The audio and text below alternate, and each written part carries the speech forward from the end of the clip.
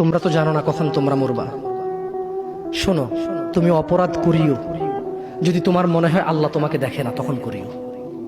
তুমি অপরাধ করিও যদি তোমার মনে হয় আল্লাহ তোমাকে জিজ্ঞেস করবে না, তুমি নিশ্চিত বেঁচে যাবা।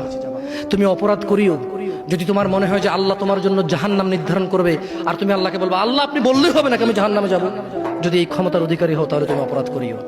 তোমাকে বলি, মহিলা, মা, বোন, চাচা, চাচি, নামাজ ছাড়া মানুষ মুসলমান থাকে না। ওয়াল্লাহি আমি বলছি না কোথায় বাঁধবেন, তর্ক পরে। আমি বলছি আপনি নামাজটা স্টার্ট করেন।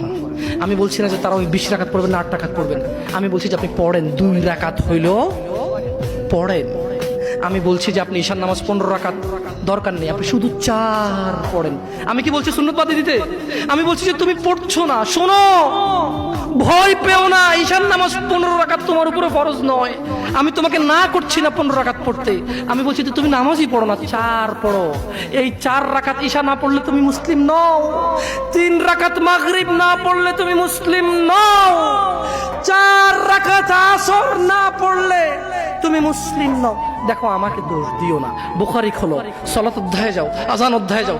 আল্লাহর নবী বলেছে তারা ওরা কাফির, ওরা মুশরিক, ওদের আর আমি মুহাম্মদুর রাসূলুল্লাহ সাল্লাল্লাহু আলাইহি ওয়াসাল্লামের উম্মতের মধ্যে পার্থক্য হচ্ছে নামাজ।